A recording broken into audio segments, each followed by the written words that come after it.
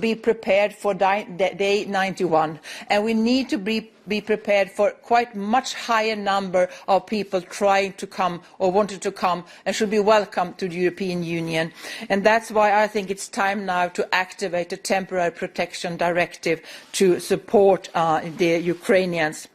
We also discussed the border checks, and I have said that the Commission stands ready for the upcoming Council on Thursday to present guidelines on border checks in the specific times that we are in, to make sure that we have control and register people in a proper way. May I also say that for the member states most affected, I will leave from here directly to the airport to go to Romania.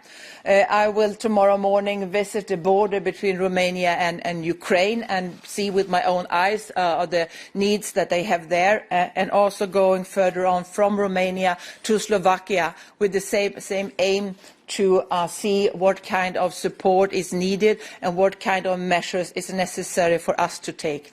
Of course, the EU agencies stand ready to support, the Commission stands ready to support, and Member States, it was very clear today, stands ready to support the Member States most in need of solidarity in this very difficult situation, but also a situation, I must say, that makes me proud of being European. It's such a strong solidarity. It's such so many measures been taken by ordinary people, opening their homes, helping Ukrainians that flee, and I think this is a strong moment of European solidarity. Thank you. Thank you, Minister Darmanin, for this occasion. It is, as we all know, it's day 4 of the illegal Russian invasion on Ukraine, and in this totally unjustified military aggression, like in every war, it is usually the civilians that pay the highest price. We are witnessing what could become the largest humanitarian crisis on our European continent in many, many years.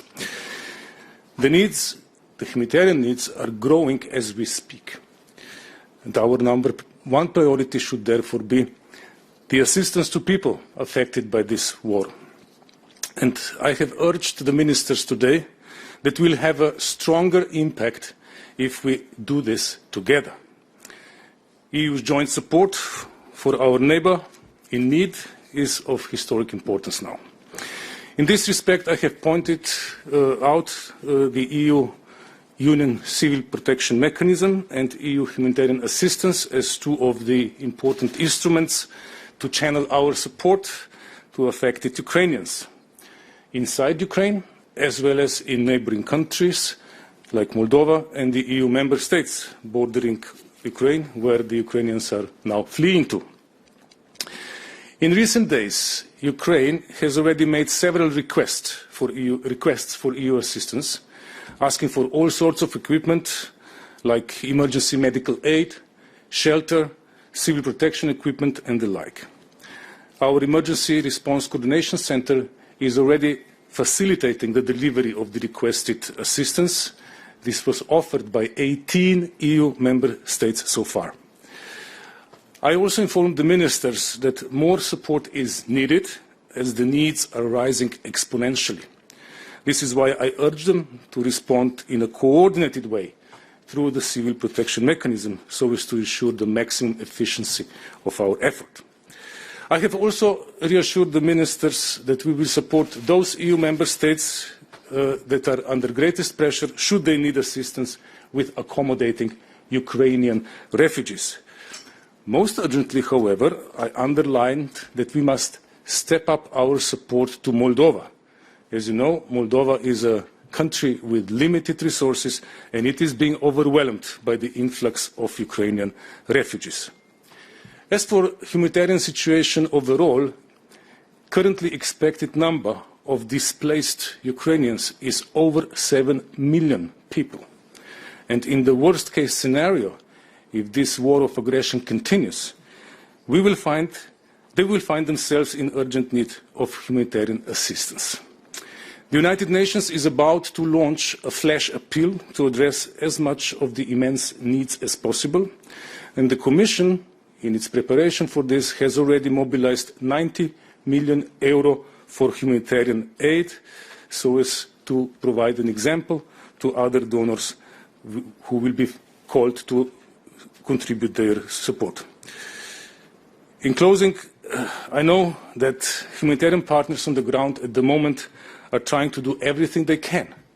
However, due to the ongoing intensive fighting, they are significantly hindered to do their job, and many have been forced to temporarily suspend their activities. This is why I want to conclude by calling on Russia to respect its obligations under the international humanitarian law. Civilians and civilian infrastructure must be protected. Infrastructure delivering essential services must also be protected. Power and water facilities, schools and hospitals, they all must be spared. And civilians must have safe passage to flee. Humanitarian and medical workers must be able to do their life-saving work. But above all, this war of aggression must stop. And we will continue to stand with Ukrainians affected by this unjustified and senseless aggression. Thank you. Merci beaucoup. Nous allons à présent prendre vos questions. J'ai une première question de Mark Perkorn pour le Volkskrant.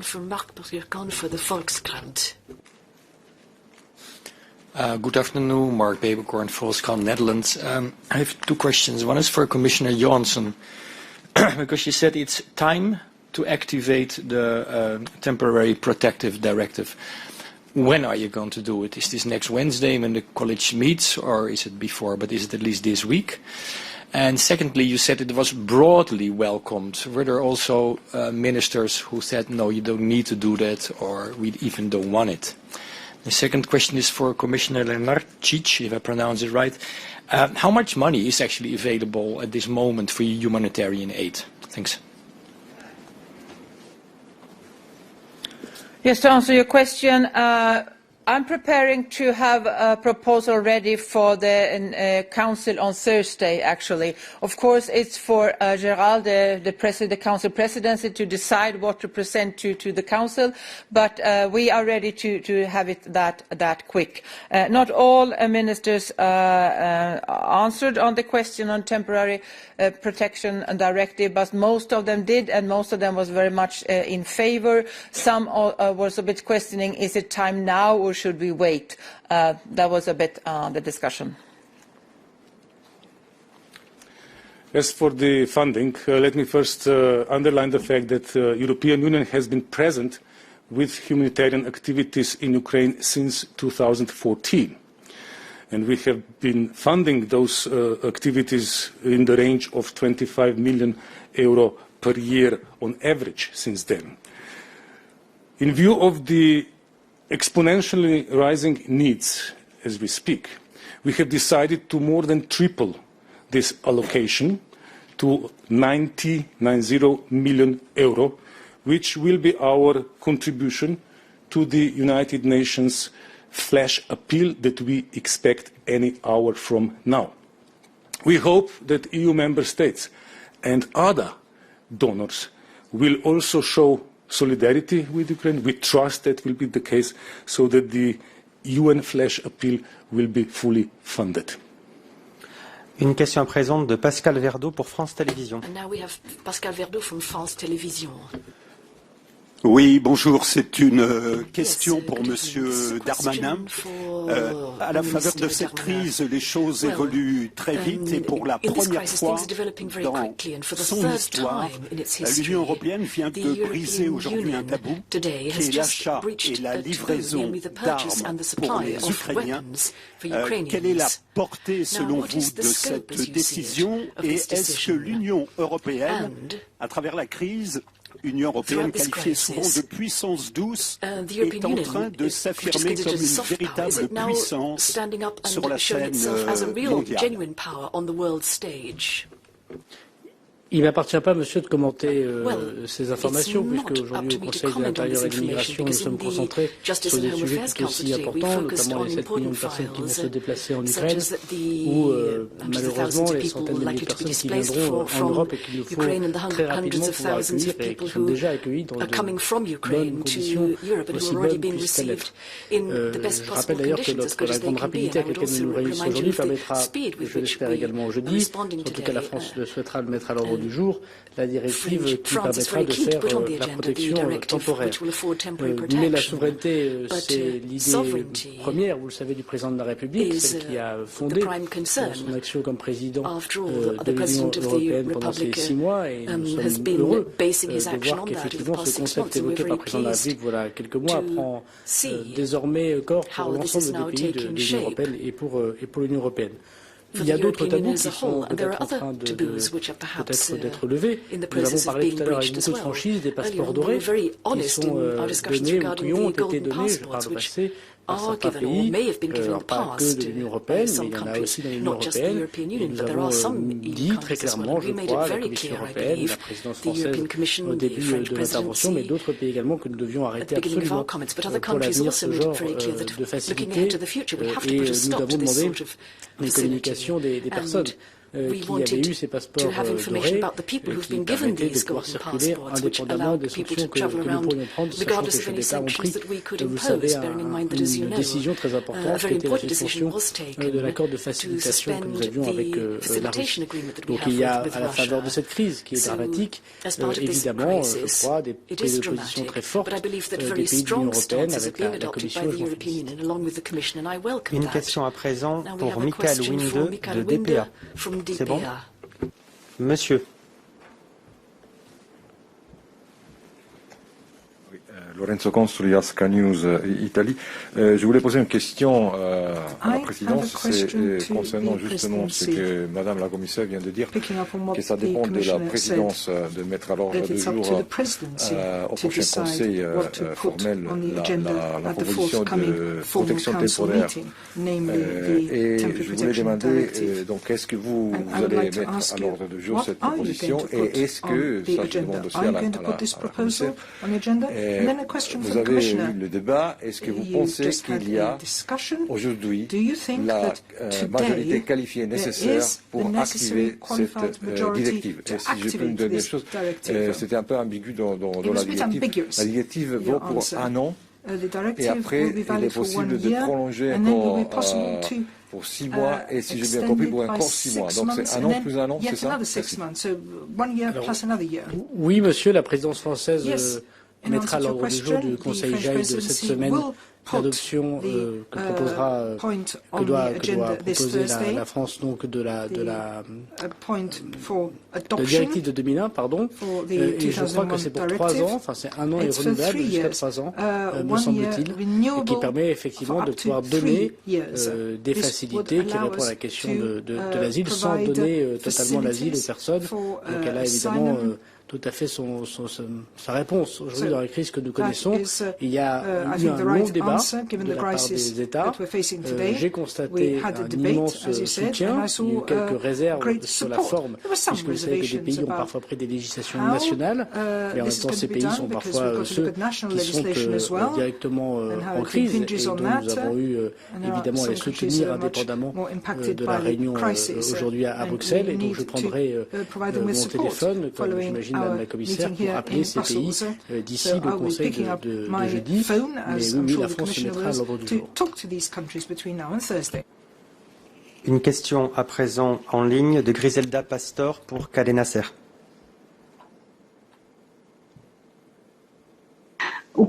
Merci beaucoup. Écoutez, j'aimerais savoir, est-ce qu'il y a une clé de partage pour le réfugié? Est-ce qu'il y a, avec cette directive, excusez-moi, est-ce qu'il y a une façon de partager pour que tout le monde ne reste dans le même pays et que d'une certaine façon tout le monde puisse aider? Est-ce qu'il y a un accord sur ça? Est-ce que ça sera toujours volontaire? Comment est-ce que ça va marcher? Merci beaucoup.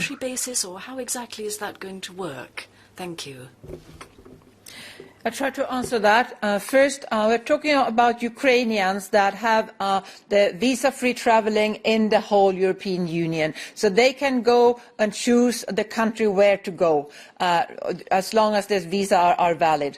So that means that we already see a lot of Ukrainians leaving the countries of first entry and going to other member states, especially those member states that have a big Ukrainian populations already. Poland is one of those, but also Italy, Portugal, Spain, Germany, Czech Republic.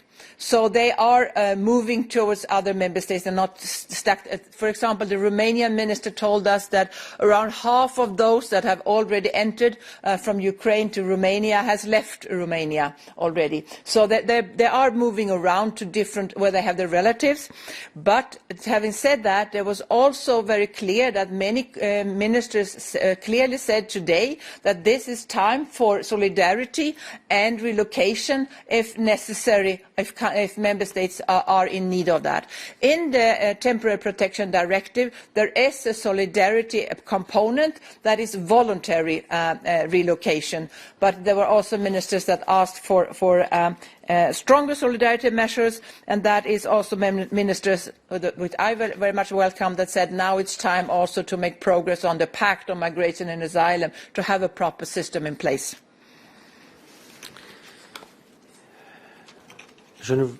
Madame. Anna Vandensky from Europe Diplomatic. I have a question on assessment of this decision to export arms, lethal arms to Ukraine, because every time when there is a conflict, there is always the UN policy of banning the arms export, that it reduces the fight. So do you justify it, and what is your attitude on the influence of this decision on migration and humanitarian crisis?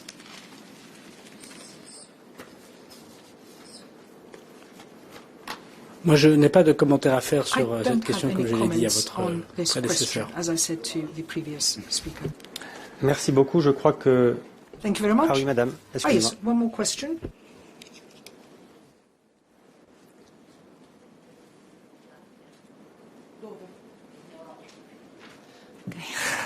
Hello, I have 2+1 questions. I'll start from the last one, which is the number of refugees that you are foreseeing coming to Europe in total. I think it was 7 million, you said, if you can confirm that. Commissioner, you mentioned that some states are saying that this is the time in which the pact, the migration pact, can be finally revised, updated, implemented. Who are the states that are calling for that now? And what about the different, and also, but this is a second question, another question. Right now we see a different attitude from states like Poland and Hungary towards migrants. Of course, we are talking about different type of migrants, but isn't it the type to step up and have the same standards towards migrants that are white and Christians and migrants that are non-white and non-Christians, because otherwise there is, hypothesis of seeming a little bit racist. And also there have been racist episodes on the border of, for instance, Africans that have been trying to flee Ukraine with everybody else and have been blocked by the Polish authorities and are having a lot of trouble to enter. And if you're aware of that, and what measures are you taking to prevent that? Thank you.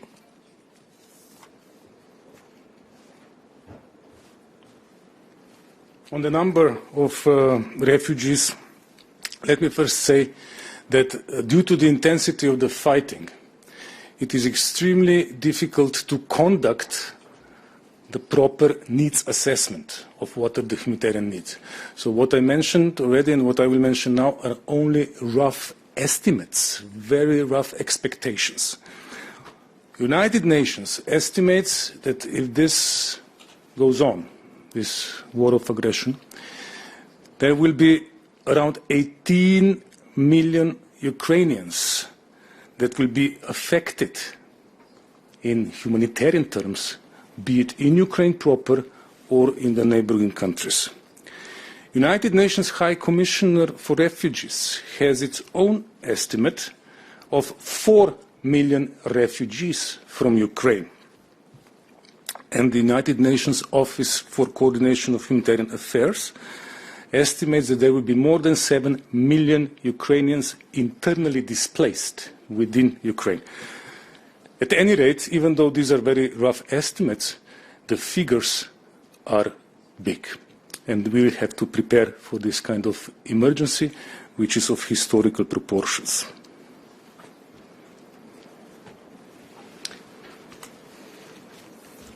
Oh, sorry. Yes, sorry. I'll try to speak into this. So, yes, for this, all people that need to flee from the war in Ukraine should be welcome to the European Union. There are third country nationals that have been staying as students, for example, in Ukraine. If they come to the European Union, we stand ready to help them to get back to their country of origin. If there are people in need of international protection, they can apply for asylum in the European Union. And for the pact, thanks to the French presidency and especially Gérald personally and also President Macron, we now have a new momentum when it comes to progress on the difficult but very important negotiations on the pact on migration and asylum. And I'm looking forward to the next council meeting on Thursday. Hopefully we can make some progress already there. So I think it's clear to everybody now that what we need to manage migration in the European Union is not one solution for one situation or one member state. It's a comprehensive approach, and we have that in the pact to deal with different kind of migration issued from different member states under different circumstances. So I hope that this will be possible to make progress. Merci beaucoup à toutes et tous. Thank you very much, everyone. Merci à vous.